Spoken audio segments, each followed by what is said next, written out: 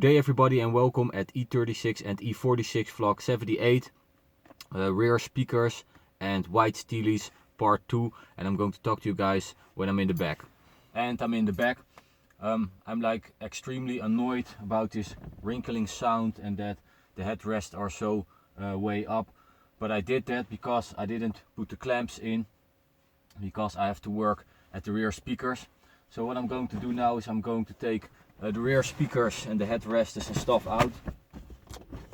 Then I'm going to bring them to the garage, no, to the gym, and then I'm going to come back to you guys and explain what I'm going to do and why. So what do we got? First of all, I call this like the adapters. This is the old one. Well, actually I bought it new, but I modified it. I got this off, but when you get these clamps or whatever you want to call them, when you get them off, the speaker is going to rest on the back shelf and it's going to start wrinkling and you need dynamite or whatever. So I don't want this one. I want the original ones with the big clamps on them. This is a part number and this one, so they're different from the left and also from the right. I don't know which one is left and which one is right, but anyway, 66 and 65. So you also need some new clamps for the plastic under the back shelf.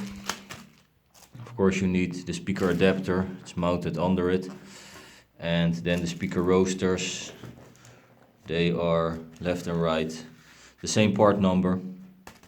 So this is what I need, and I need to modify this edge to fit all this in and have the high-end power speakers at the rear shelf. So like you can see, the adapter is not in here, and still it is too high at the edge over here. I can like squeeze it in, but still here it's too high for the speaker roaster. So I'm going to cut this off and I'm going to try to put an adapter in with the clamps on them, because the vibration goes way on the rear shelf instead of the plastic, so it's going to start wrinkling. So I want the original ones in, and I'm going to take them out now and then take them to the gym. Like I wanted to tell you guys, I see some damage over here and I really thought it's such a new interior, how is that possible? But it is possible if you take your key out and then you're going to push the door open and you're going to hit it over here. And I'm going to show you the result, like there and there. And that's really like too bad, so pay attention when you get your key out. Don't hit the door panels because they will damage. So this is the right adapter, and these things are coming on top of that, and then you get the foam, and then you get the speaker roaster, and it doesn't fit at the edge over here. So I'm going to try to cut this off and maybe put this on top of it, so the speaker is getting lower because this is sticking out. I'm going to check it out, I'm going to try it, and then I'm going to come back to you guys how to fit it so the speaker roaster fits on nicely.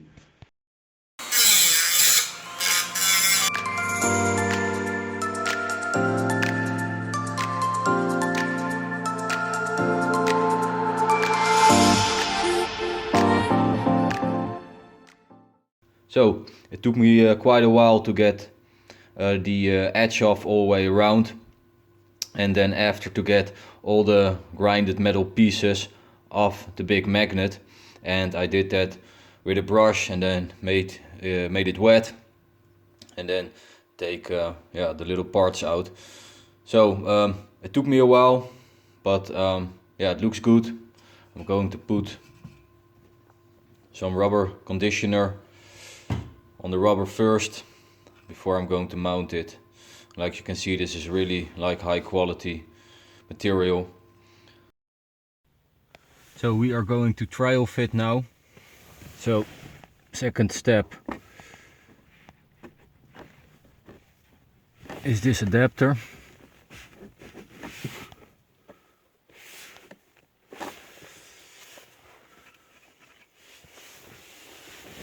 And then the speaker.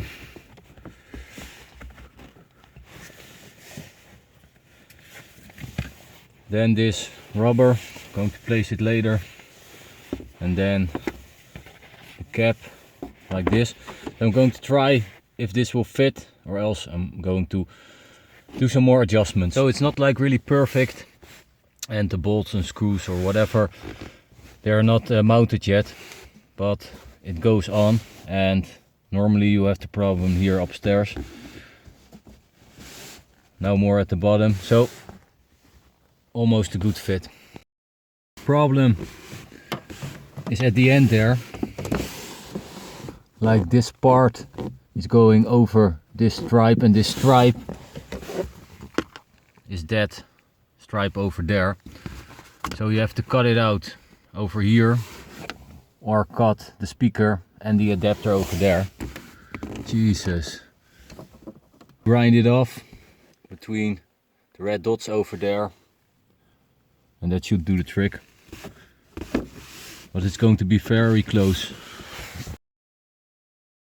So I just grinded my brand new speaker grill.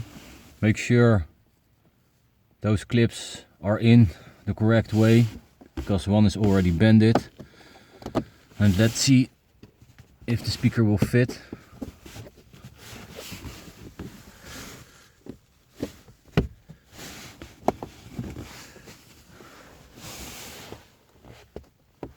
Yes, it fits a lot better, just a little bit room left over here, and like you can see here as well, so I probably have to go grind off a little bit over there as well, but it's doable, and this is how it's going to look.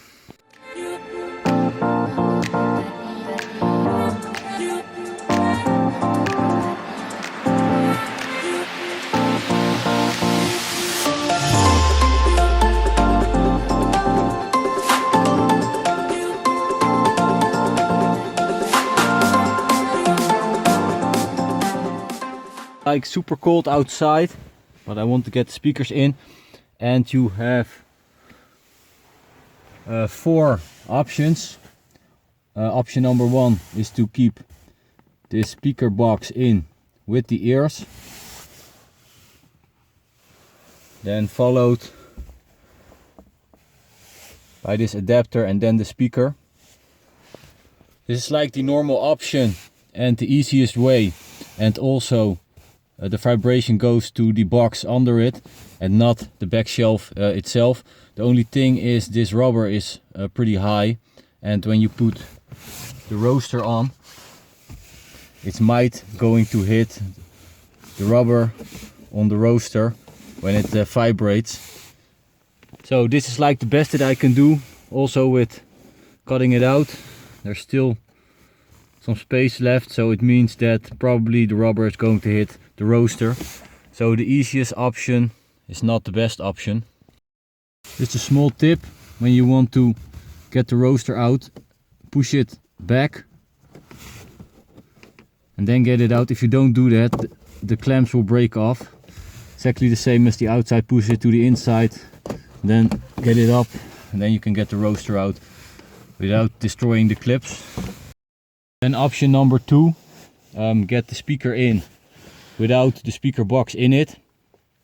The advantage of it is that it's going to be lower. By the way, these clips, everybody has them like this.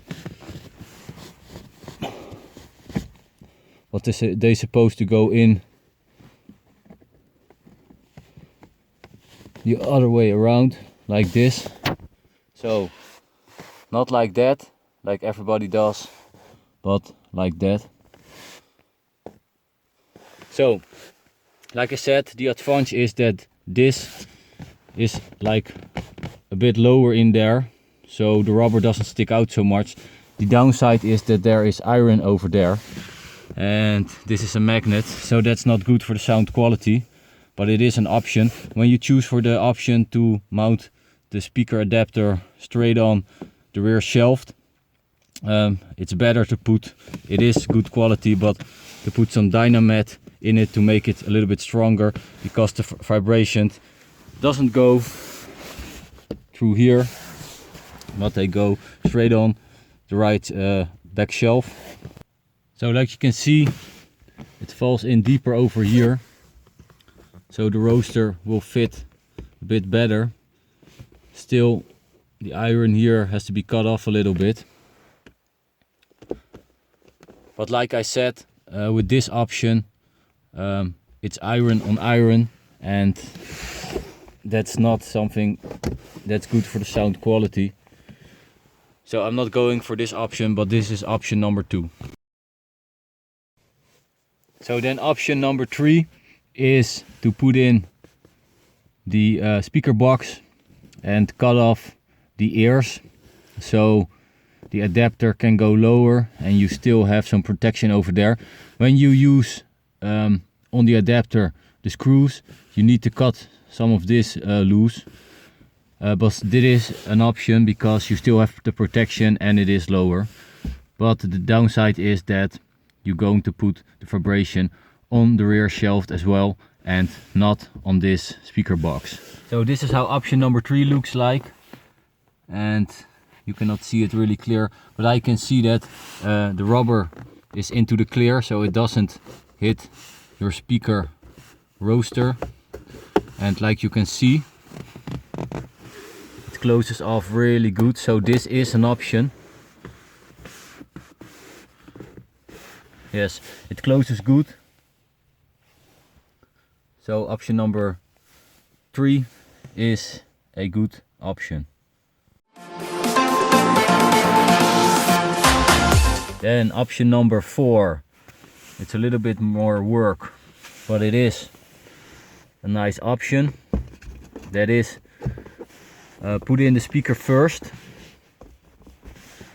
and then put on this adapter.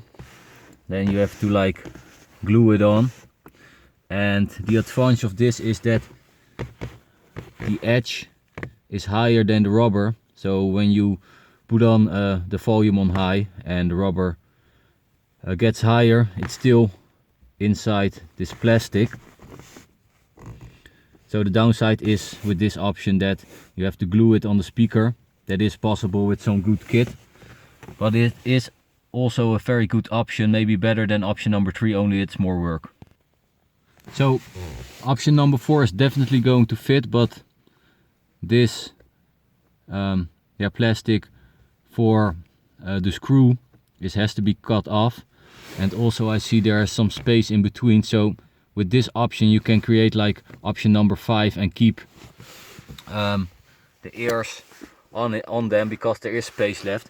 So this option will work if you cut the piece for the screw off. If you don't do it, it also fits, but a little bit less, but still good enough. So this is an option, and there's also the option number 5 to do this option, but then with the speaker box with the ears. So option number 4 is possible, but like you can see, there's some plastic over here. It's for the screw.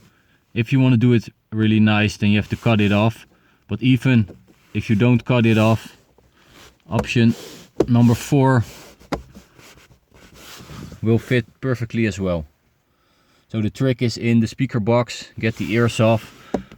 Then option number 5 is the same as option number 4, only with the original ears on them. So then place the speakers on there. Let's see if that will fit.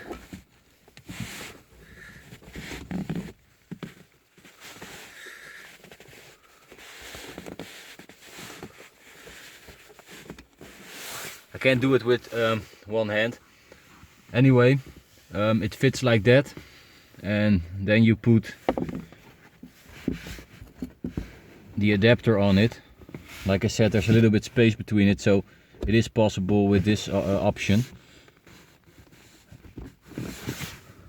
So I'm going to mount it good and then try to fit this. This is a nice option, like you can see here, more than enough clearance for the rubber.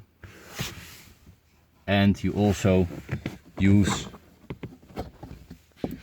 the original ears, so the vibration of the speaker doesn't go on your back shelf, but on the frame over there. So let's see how this will fit. It's not pushed in all the way, but like good enough.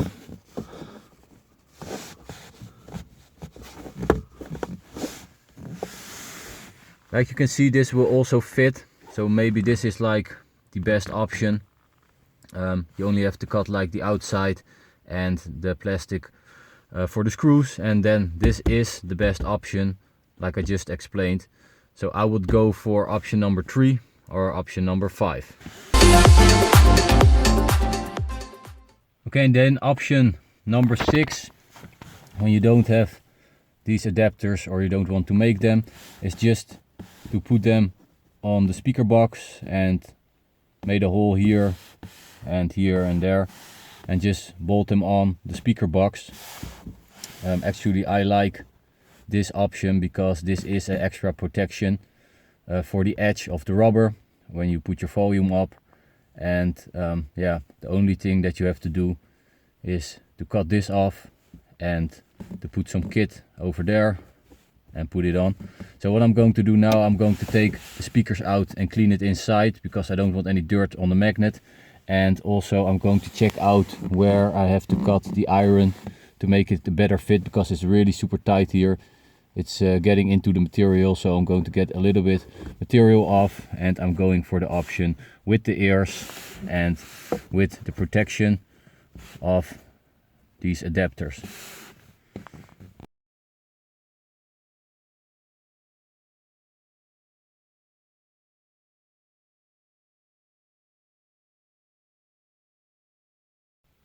Okay guys, take your time for this.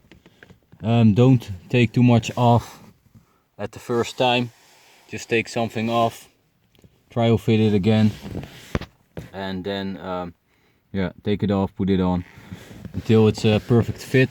It should come all the way here on the ears, as well as here and at the top, and all the way at the top. I can't film it from here. It has to be straight lined, so the cap fits on perfectly. So I'm almost there, and then I have to do the other side. So I end up working almost the whole day at fitting the speakers. Like you can see, they're all flat in now, and I'm also working at making fit these adapters. I'm going to fine tune the left speaker just a little bit more, and then I'm going to take them off and get the iron parts out.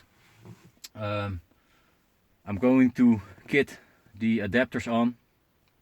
It has to be a little bit more warm, at least 8 degrees, or else it doesn't glue good. So that's what I'm going to do now, fine tuning the left one, and then get them out, get the iron off, and then I'm going to work at the speakers another day. So it is kind of a work, but that's with everything with BMW, and especially when you have to customize stuff. So I'm going to get back to you another day. Okay guys, first I had some bad news from the welder and then some good news, but I'm going to tell and talk about that later. For now I'm in a hurry again, I have to go to work, but I went to Amsterdam. Yes, Amsterdam, whoa. And I went to get there some extendable dumbbells. I'm like really happy with them. The thing is, when you're working at your car, you should also yeah, work at your health as well. I also have a big stand, and it's in the rear of the E46, and yeah, I'm going to show you later. First I have to go to work again, and I'm going to talk about the white steelies as well. So talk to you guys later. So it's like super cold outside, so I'm going to explain you here in the gym what wheels I'm going to pick, what sizes, and I'm going to explain the different options. First of all, you need to know what AT, the J word, and the inch means. The AT word is from this RC wheel where my kid plays with. If I place it like this, if your wheel hub is in the middle, it's AT number 0. To do it like this. So if this is the outside and it goes more to the inside, the AT is going up, so like 47, and it pushes the wheel more outside your car. And when the hub is going more to the outside, your AT is getting lower, and then the wheel is going more to the inside. So that's the AT word, that's the most important one. Then the J word, that's also from the side, is this how wide the wheel is, and also your tire. And then the inch is bottom till top, how big the wheel is, the rim, and when the rim is getting bigger, the tire has to be smaller, so the complete wheel is the same size. So that is the most important 3 sizes that you need to know. Then the options for the steel wheels, you can pick the option from the E36, but that's only 15 or 16 inch. And for the 330i big brakes you need at least 17 inch, so this is not an option. Then option number 2 from the E46, that's a 17 inch rim, so that's at least what you need. That's AT number 47, and then you have a 7J rim. From the E90 it also fits on the E36 and the E46, also 17 inch. The AT is lower, AT 34, but then you have a 7.5J rim, so it's a bit wider. There's also an option from the Opel Insignia. It's a little bit nicer steel wheel, but you have to make the holes bigger, and I don't want that, so I really want them original and I don't want them knocked out. Then you have option number 5, and that's custom. You have them in 18, 19 is not a common size, it's 18 or 20 inch, and it's all the way custom. When you do that, the iron is getting more up and the stretch of the tire is getting less, so then you can get a fitment that's not so wide, or you have to put the car way up, you can't get so low, so that's not an option. So I went for option number 3 from the E90. The thing is, it's 7.5J, so that's bigger. You don't have to make them really much wider at the front, but because of the AT number 34, it was wiser for the front to pick AT number 47, then you don't have to widen the inside. So now I have to widen the inside and the outside. The problem is at the front it's only 0.5 centimeter, and when I don't do that, then the stretch of the tire gets less. It's more less stretch at the outside. So I have to do that, and when I was picking the other options, it was better for the front. So the sizes on the 20 inch Lexanis, they were 20 inch, but they were only 8.5J wide. I explained what it is, and I put spacers from 50 millimeters on it, so it was 8A25, and the iron went all the way up, almost against my suspension. So I'm winning like 0.5 space between, but I have more yay, so it's going to be not 8.5 but 9J, so it's going to be a very close fitment. So I'm taking it on the 17 inch with a more stretched tire, so the iron doesn't get up so fast. Also with the other wheels I had on the E46 and on the E36, so the Brock Bay 4 and the Racing Dynamics, they were 18 inch and 8.5, and that was a good fitment with 8A20. I had space left, so it should fit if I use these sizes. So the sizes for the Rieger Infinity 2 kit are in the front 9J with 8A number 20. I memorized them because I did so much measurements, and at the rear 11J with 8A number 0. And actually what those guys did is they had 8A10 and they put a spacer in it, and it lowers to 8A0. So the E90 steel wheels that you saw in the movie before are going to be these sizes, and he had a program from a customer, and that shows how much wider the wheel was getting, so that's pretty handy. So I'm going to show you that now. And then the next point is cut or laser cut. The wheel itself, they always grind it by hand. Sometimes they do it with a machine, but it's always grinding. And the cut, it's not that they do it with a scissor, with a big machine they cut it. It has to be bigger than 40 millimeters, so that's 4 centimeters. If you do it with a 30 millimeter steel, then it's going to bend and the wheel is not going to be balanced anymore, if you can get that straight. So this was a problem because the laser cutter from the guy who supplied the iron to the welder they didn't have the laser cut machine anymore. So I asked if he had another supplier, and he found one. So probably he got everything laser cut, so it has to be good. Then the points, are we going to put anti-rust on it? On the wheel hub around it, it's like a small space between it, and also the welding space, are we going to fill that one up? And then are we going to paint or powder coat? The guy wanted to do it with cans, so I said no, just put some basic coat on it, and then I'm going to sandblast it and powder coating it. The advantage of painting is it's more clear. It's they call it in the Netherlands sinaasappelhuid. It's not really a clear surface when you're powder coating it. Powder coating is way stronger. They're going to put 3 layers on it. So for my wheels, I'm definitely going for the powder coating. And then we have to go to the tires. I know at the front we're going for 225. I already explained that in a previous vlog. And at the rear we're going for a stretch to 65. The thickness of the wheel is probably 40 at the front and 35 at the rear, but I have to go look for that. For now, the welder said he got all the parts for the iron that he's going to wire the steelies with. He got them and he's going to place them on. So I'm waiting for the guy to finish it, and then we're going to look for a good powder coat professional company, and then we have to watch which tires we're going to fit on, which brand, and also which size. Okay guys, before I'm going to trip on my pre-workout and doing my late night training session with, of course, the dumbbells that I transported in the E46, I've got a nice update for you guys, and that is that the welder sent me 2 pictures of what he was doing, and he already widened up the front rims from the inside for the 9J, and he did it with 0.5 centimeters, a lot of extra work and also a lot of extra money, but it's necessary for the stretch of the tires like I explained to you guys. I believe the rear is already 11J, so that is good, and tomorrow he's going to work again at the front rims. So, like I said, don't only work at your car, work at your health as well. And while I'm doing my late night training session, you guys enjoy the update and watch the pictures, and I'm going to show you another update when I got new pictures or when we're going to talk about something else. So, enjoy the pictures, and I'll talk to you later. Cheers!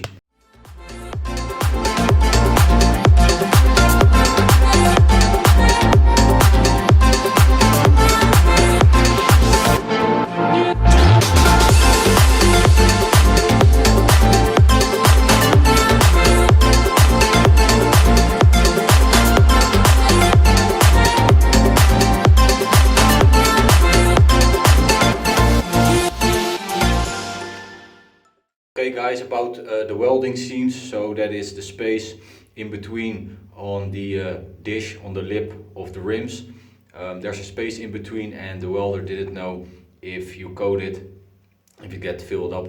So I asked a good friend of mine, and he's a good sheet metal worker, and he said if you put a filler in it, it's going to crimp, and also when it's getting wet, that doesn't work unless you use an expensive special filler that's really got metal in it and it gets really hard. The downside is when you coat your rims, they have to sandblast it to make it magnetic, and then the filler is getting out. So then you have to paint your rims, and I want to coat them. The thing is, with thinner, that's pretty hard to do because it's round. It is possible, but also when you coat your rims, they have to get in the oven, and then the thinner is getting liquid again, so you also have to paint it and not coat it.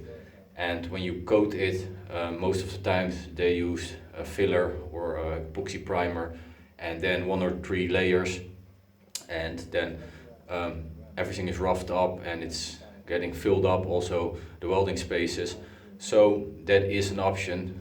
Probably you're not going to see the spaces in between. So everything got advantage and a disadvantage. The advantage of coating is that you have to use less paint, but it gets like an orange skin. It's a little bit thicker. If you paint it, it's more clear, more straight, no orange skin. So like I said, everything has its advantage and its disadvantage, but I don't want to see the welding seams. So I have to think about it and have to inform, and when I'm know the knowledge, then I'm going to share it with you guys again. So up to the next update, guys. And yet again, like that, it's a new day. I've got a very nice update and we've got some problems. Well, actually, we don't think in problems, we think in solutions. The nice update is that the white steelies are finished in sense of the widening process. So we have 9J steelies at the front with 8A number 20 and 11J at the rear with 8A number 0. I've wrote about powder coating, and I'm worried about sandblasting the weldings. I don't know if they start leaking then. The welder promised me that he would check for air leaks, but I don't know if you sandblast them, you have different kinds of them, if they can start leaking, and that's something that you don't want. And you need to sandblast them to make it possible to make it magnetic. So that's a thing. Also with filling up the welding gaps, the advantage is that powder coating is more thicker. The downside is that because it's magnetic, it's getting not so good in the open spaces from the weldings. So I have to think about that. Also, I found a guy who widened up steelies with a machine and the weldings look super straight. I already did it like this. He did a pretty good job for what I could see on the pictures. I gave the guy if I give him like a 8.5, he did a good job. Anyway, machinery, same price. If you have the option, do it like that, because machine is almost every time better.